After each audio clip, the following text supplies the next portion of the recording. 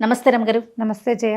రమగారు, ఆషాఢ మాసంలోకి వచ్చేసాము. ఆషాఢ మాసం యొక్క విశిష్టత, ఆషాఢం అనగానే గోరింటాకు పెట్టుకోవటం, ఇంకా రకరకాల కార్యక్రమాలు చేస్తూ ఉంటాము. ఎలాంటి విధి విధానాలు మనం పాటించాలంటారు? ఆల్రెడీ పాటించాల్సిన విధి విధానాలు బోల్డ్ అని చెప్పేసుకున్నాం. అంతే. అయితే గోరింటాకు చాలా ముఖ్యమైనది. రెండోది, హైదరాబాద్ ఈ తెలంగాణ ప్రాంతంలో, మనకి తెలంగాణ కొంత రాయలసీమలో కూడా అమ్మవారికి బోన సమర్పణ చేస్తారు. ఇది చాలా ముఖ్యమైన విషయంగా కనపడుతుంది. ఎవరైనా అన్ని రకాల తరగతుల జనాలు కూడా తప్పకుండా అమ్మవారికి అన్న నివేదన చేస్తారు.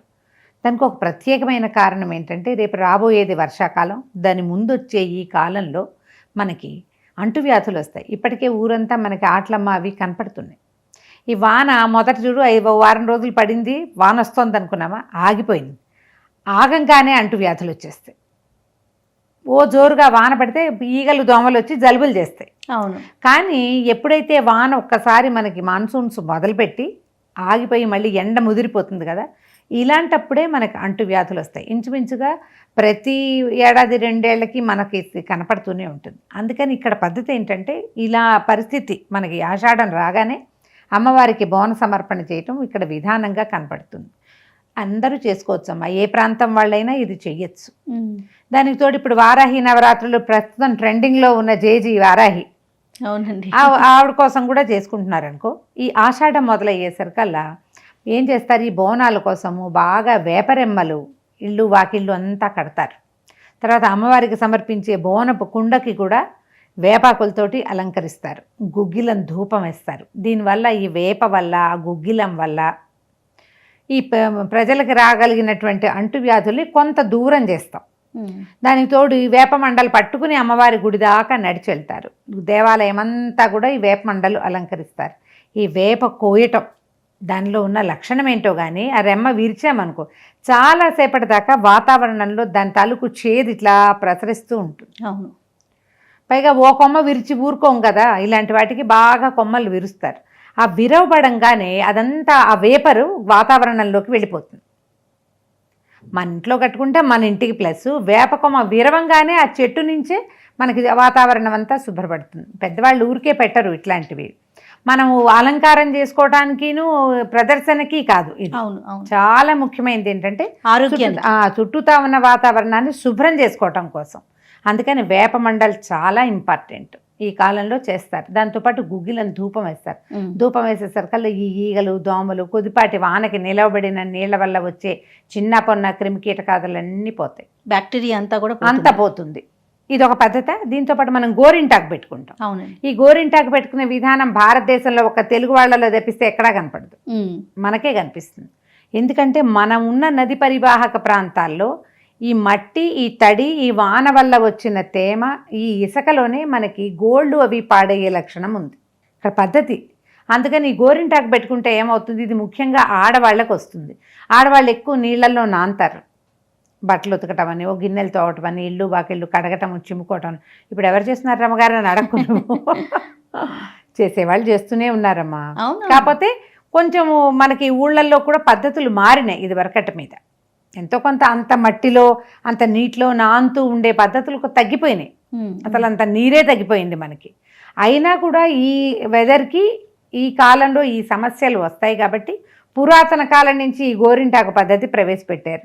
గోరింటాకు అరికాళ్ళ నిండా పారాయణ పెట్టుకోవటం, చేతుల నిండా గోరింటాకు పెట్టుకోవటం, వారం వారం పెట్టుకోవటం. ఆషాఢంలో గోరింటాకు కనీసం హీనపక్షం ఒకసారి, కుదిరితే వారం వారం పెట్టుకుంటే సంవత్సరం అంతా మన గోళ్ళకి రక్షణ లభిస్తుంది. ఆ గోరింటాకులు అవి ఇవి వేసి రంగు రెప్పించడానికి మీరు రకరకాల కెమికల్స్ మాత్రం దయచేసి వేయకండి. ఇలా కూడా వస్తుంది తెలుసా అనే ఓలిని స్ప్రే చేసి దాని మీద ఆకులు పెట్టి రంగు తెప్పించడం. ఈ సౌందర్యానికి మాత్రం కాదమ్మా గోరింటాకు. గోరింటాకు పెట్టుకోమన్నారని మీరు ఒక కోన్ తెచ్చి దాని నిండా ఏం కెమికల్ పోస్తారో ఇక్కడి నుంచి ఇక్కడికి పెడతారు. ఆ మచ్చలు ఎప్పటికీ పోవు. అసలు ఏదైనా ఇప్పుడు చూడు, మొహం మీద ఒక చిన్న మచ్చ వచ్చిందా పోదు. ఇంకా ఎంత టైం తీసుకుంటుందో ఏదైనా స్కిన్ ప్రాబ్లం వస్తే.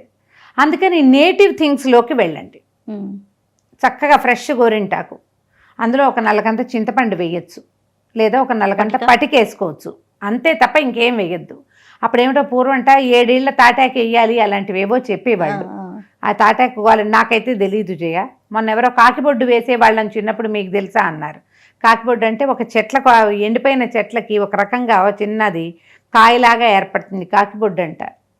వెతికి వేసుకునేవాళ్ళు. ఏమో అంత గోల ఏం లేదు, మేము చింతపండు వేసి రుబ్బేసేవాళ్ళు, అంతే, నిమిషాల్లో వచ్చేసేది. మరి నిమిషం కాదు, ఒక గంట సేపటికి. ఇంతవరకు అయితే తెలుసు రమ్మగారు, ఇంతే చాలు, ఇంక ఏమీ వెయ్యొద్దు. మీరు కోన్ పెట్టుకుని దాన్ని ఆషాఢ గోరింటాకని మమ్మల్ని సంతోష పెట్టడానికి ప్రయత్నం చేయొద్దమ్మా. అనవసరంగా చిక్కుల్లో పడకండి. అవును, ఫ్రెష్ గోరింటాకు దొరికితేనే పెట్టుకోండి. అందులో ఇప్పుడు హెల్త్ ఇష్యూస్ బాగా పెరిగినాయమ్మా. ప్రతిదానికి ఎలర్జీ వస్తుంది, టెస్టెడ్ వాటికి కూడా వస్తుంది, మనం టెస్ట్ చేసుకున్న వాటికి కూడా ఎలర్జీస్ వస్తున్నాయి. ఎందుకు వచ్చింది గోల? అవును, చక్కగా ఫ్రెష్ గోరింటాకు రుబ్బి గోళ్ళకి పెట్టుకోండి, చేతికి కాదు. గోర్లు, కాలి గోళ్ళు, చేతి గోళ్ళు చాలా ఇంపార్టెంట్. పెట్టుకుంటే ఈ వారం వారం వారం పెట్టుకుంటే ఇన్ని వారాలు పెట్టుకున్న ఈ గోరింట రసము మన గోళ్ళని రక్షిస్తుంది, చర్మానికి కూడా కొంచెం సంరక్షణ, తర్వాత ఏదో అందంగా ఉంటుంది. ఒకటి, దీంతో పాటు మునగాకు తినటం. అవును, ఇప్పుడు సంవత్సరం అంతా తిన్నా తినకపోయినా ఇప్పుడు మునగ చాలా విస్తారంగా వస్తుంది బాగా. అంటే ఇప్పుడు వానలు పడతాయి కదా, అన్ని చోట్ల చిగురించి ఉంటుంది. కాబట్టి వారానికి ఒక్కసారైనా పెట్టుకుని 4 వారాలు మునగాకు తింటాం. ఈ మునగాకు, గోరింటాకు, తర్వాతది బోనాలు. అయితే ఈ బోనాలు ప్రత్యేకంగా మనకి తెలంగాణ ప్రాంతంలో, రాయలసీమలో అక్కడక్కడ కనపడుతుంది, తెలంగాణలో విస్తారంగా ఉంటుంది. ఇప్పుడు ఆంధ్ర ప్రాంతం వాళ్ళు కూడా, మేము కూడా అమ్మవారికి పెట్టుకోదలుచుకున్నామంటే ఇక్కడ వాళ్ళు చేసినట్టుగా మీరు బోనాలే సమర్పణ చేయక్కర్లా. సులువు విధానం నేను ఒకటి చెప్తా. ఆషాఢ ఆదివారాలు చాలా విశేషం. ఆషాఢంలో మనకు చూడు మాఘాదివారాలు విశేషం. మాఘాదివారాలకి ఏం చేస్తాము? సూర్యారాధన. ఆషాఢ ఆదివారాలు అమ్మవారి కోసం చేయండి. మీరు శనివారం రాత్రే ఒక చిన్న గిన్నెడ అన్నం వండి పక్కన పెట్టుకోండి. అందులో నుంచి గరిటేసి తీసుకోవద్దు. రాత్రి వండాలి అన్నం. వండి చక్కగా శుభ్రంగా అంట్ల చేతులు అవి తగలకుండా, ఎంగిల్ చేతులు తగలకుండా, కంచాల దగ్గర పెట్టుకోకుండా ఆ చిన్న గిన్నెని గట్టు మీద పక్కన పెట్టుకోండి జాగ్రత్తగా. ఒక గిన్నెడు పెరుగు తోడు పెట్టి పక్కన పెట్టుకోండి. అందులో నుంచి కూడా గరిటలేసి తీయద్దు. ఆల్రెడీ వాడిన పెరిగే తోడు పెడతాం, కానీ తోడుకున్న తర్వాత ఇంక తీయద్దు. తెల్లవారు లేచాక ఆ చిన్న గిన్నె అన్నం ఆ గిన్నెడు పెరుగులో కలిపేసి పెరుగు అన్నాన్ని గంగానమ్మకి నివేదన చేయండి. ఈ సీజన్లో చేయవలసిన పని ఇది. ఆదివారం నాడు గంగానమ్మ, మళ్ళీ గంగానమ్మ ఎక్కడి నుంచి వస్తుంది మన ఇంట్లో? గుండ్రాయి కానీ రోలు కానీ ఉంటే చాలు. మన గుండ్రాయి లేదు, మనం కుంకుడుకాయలు కొట్టుకోం. ఎలాగంటే అంటే ఏ గంగకో ఎక్కడికో వెళ్ళినప్పుడు గుండ్రటి రాళ్ళు పట్టుకొస్తారు కదా, ఆ రాయి అయినా చాలు. మన దగ్గర అది కూడా లేదు. మీ వంటింట్లో గట్టు మీద ఒక చోట శుభ్రంగా తుడవండి. ఓ పక్కన గిన్నె, మరి అంట్ల గిన్నెలు పెట్టుకునే వైపు కాకుండా, సింక్ పక్కన కాకుండా రెండో పక్కకు పెట్టుకోండి. గోడ మీద చక్కగా గుండ్రంగా పసుపు రాయండి. 3 కుంకుమతోటి గీతలు గీయండి. గీతలు గీసి మధ్యలో బొట్టు పెడితే మీకు గంగానమ్మ అక్కడ ప్రత్యక్షమైపోతుంది. ఆ కనపడుతున్న గంగానమ్మకి ముందు అగరత్తులు వెలిగించి ధూపం వేయండి. గంగానమ్మ తల్లి, మా పిల్లల్ని చల్లగా చూడు, మా కంటు వ్యాధులు రాకుండా చూసుకోమని ఆమెకు ఒక దండం పెట్టి, ఈ పెరుగన్నాన్ని రాత్రి చద్దేనాం అనమాట. ఇది నిన్న రాత్రి వండాం, ముట్టుకోలేదు. ఆ గిన్నెలో మళ్ళీ మనం పెరిగేసి కలిపేసి ఒక ఉల్లిపాయ, పచ్చిమిరపకాయ కూడా పెట్టచ్చు మీకు అలవాటు ఉంటే. చలువ, అంతే, చలవ చేయటానికి, అంతకంటే ఇంకేమీ లేదు. ఇది ఈ గంగానమ్మకి నివేదన చేయండి. శుభ్రంగా ఇంటిల్లిపాది ప్రసాదంగా పుచ్చుకోండి. 4 ఆదివారాలు పెట్టచ్చు. చిన్నపిల్లలు ఉన్నవాళ్ళు, తరచుగా ఇంట్లో ఏదైనా సమస్యలు వస్తున్న వాళ్ళు, వేడి చేసే పద్ధతి కలిగిన వాళ్ళు, ఓవర్ హీట్ చేస్తూ ఉంటుంది, వాళ్ళకి ఇది చాలా ఉపయోగపడుతుంది.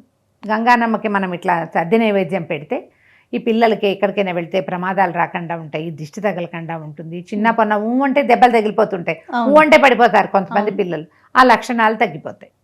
ఈ ఆషాఢంలో అమ్మవారు ప్రసన్నంగా ఉంటుంది. ఊరన్ని చోట్ల కూడా గ్రామ దేవతలు యాక్టివ్గా ఉంటారు ఈ కాలంలో, ఎందుకంటే అంటువ్యాధులు ఉంటాయి కాబట్టి.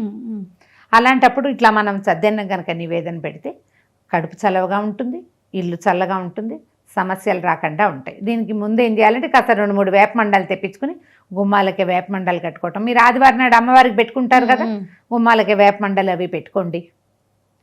మా ఇంట్లో నాన్ వెజ్ ఉండొచ్చా మీ ప్రశ్న వెనకాల అదే వస్తుంది. అదే నన్ను వడపోతాను కాదు రమ్మగారు, చిన్న రోళ్ళు ఉంటాయి కదా, అవి ఇప్పుడు పెట్టుకోవచ్చు, దేవుడి దగ్గర పెట్టుకోవచ్చా?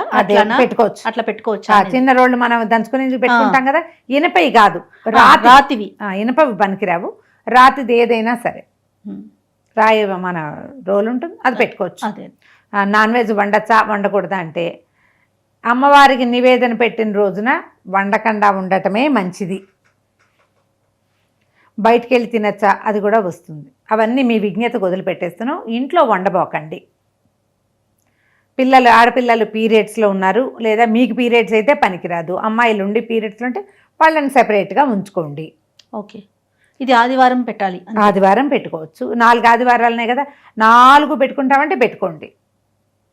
మిగిలిన ఇబ్బందులు లేని వాళ్ళు ఒక వారమైనా పెట్టుకుంటామంటే ఏ వారం కుదిరితే ఆ వారం పెట్టుకోండి. ఈ వారము దీని నియమం ఏమీ లేదు. దానికి వేప మండలు కావాలి, ధూపం, సాంబ్రాణి, అగరొత్తులైనా చూపించండి. సాంబ్రాణి వేస్తే చాలా మంచిది. ఇళ్ళల్లా సాంబ్రాణి చూపించండి. ఆ ప్రసాదాన్ని వినిమయం చేసేయండి. నివేదన చేస్తాం కదా, అది పుచ్చుకోండి తప్పకుండా. అప్పుడు మనకి ఆషాఢంలో అమ్మవారికి పెట్టవలసిన శాస్త్ర విధి పూర్తయిపోతుంది.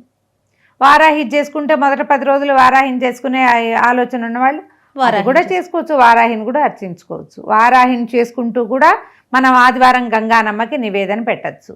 మీరు పొంగల్ తీసుకెళ్ళి పెడతాం, గుళ్ళో పెడతాం, బోనంగా చేస్తాం, అన్నీ మీ ఇష్టం. ఈ సింపుల్ మెథడ్, ఈజీ మెథడ్ కూడా మనం చేసుకోవచ్చు. ఇవన్నీ కూడా పాజిటివిటీయే, అంతే. మన అవకాశాన్ని బట్టి చేసుకోవచ్చు. తెలంగాణ సంస్కృతి ప్రకారం ఇక్కడ పెట్టుకునే వాళ్ళు ఎలానో బోనాలు పెట్టుకుంటారు కదండి. అవును, బోనాలు కూడా చాలా బాగా చేస్తారు. చాలా బాగా చేస్తారు. చాలా పండుగ కింద జరుపుకుంటారు ఇక్కడ మనకి. అవును, బతుకమ్మ ఎంత పెద్ద పండుగో బోనాలు కూడా అంత పెద్ద పండుగను అందరూ విధిగా చేస్తారు. వీళ్ళు వాళ్ళు అని ఏమీ లేదు. అవును, అందరూ చాలా వినయంతో నెత్తి మీద పెట్టుకుని బోనాన్ని తీసుకుపోయి అమ్మవారికి సమర్పించుకుని కొలుపులు సమర్పించి, అవును, మన చల్లగా చూడమంట. నీకు భగవంతుడి దగ్గర వినయాన్ని ప్రకటించడమే అవసరం చేయాలి ఎవరికైనా. అంతేగా. ఒక్కొక్కళ్ళ చోట ఒక్కొక్క పద్ధతి ఉంటుంది. ఇక్కడ పద్ధతి ఇది. మీ అవకాశాన్ని బట్టి చేసుకోవచ్చు. ఇక్కడ కూడా 4 ఆదివారాలు 4 ఆలయాల్లో చేస్తారు. అవును, లాల్ దర్వాజాలో నుంచి మొదలైతే లష్కర్ బోనాలు, సికింద్రాబాద్ బోనాలు, ఇవన్నీ వేరువేరుగా చేస్తారు. గోల్కొండ నుంచి చేసేది, అమ్మవారిని ఇలా ఊరేగింపుగా తీసుకొచ్చేది. ఇక్కడ హైదరాబాద్ అంతా చాలా హడావిడిగా ఉంటుంది ఇన్ని రోజులు కూడా. ఆదివారాలు మరీ ఎక్కువ హడావిడిగా ఉంటుంది. కొంచెం ట్రాఫిక్ అవి టఫ్గా ఉంటాయి, కానీ మరి ఇక్కడ విధానం అది కాబట్టి పండగ ప్రకారం జరుపుకోవచ్చు. రైట్ రామ్ గారు, నమస్తే. నమస్తే. And for more videos, please subscribe to iDream. Please subscribe to iDream. Please subscribe iDream. And please subscribe to iDream. For more videos, subscribe to iDream. please like, share and subscribe to the channel. Congratulations, iDream. Subscribe to iDream. Subscribe to iDream. So subscribe to iDream Media. iDream ki iDream team andarki huge congratulations. Please subscribe iDream Media. Please subscribe to iDream. Subscribe iDream. Please subscribe to iDream. iDream అంటే నా కళల channel subscribe చేసుకున్నారు, నోరు తిరుగుతలేదు. మీరైతే గంట గుర్తు కొట్టండి. For more such videos, please subscribe to iDream. Subscribe to iDream. Please subscribe to iDream. Please subscribe iDream Media. Please do subscribe to iDream. Please subscribe to iDream Media. For best entertainment and information, please subscribe iDream. And don't forget to subscribe to iDream.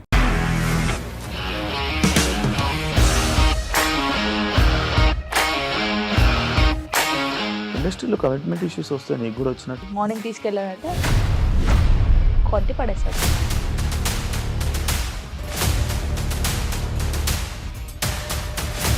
ఒక్కళ్ళు కూడా చూడలేదు ఈ cinema అని చెప్పడానికి కూడా చాలా ధైర్యం కావాలి. అది నిజం కదా, దాంట్లో ధైర్యం ఏంటి? ఇది నెక్స్ట్ డే ప్లేట్ మార్చేస్తే తప్పు కదా. As of now we're comfortable this అని నేను అనుకుంటున్నాను. రష్మిక గారిది మీది ఒకే ఊరు అంట కదా.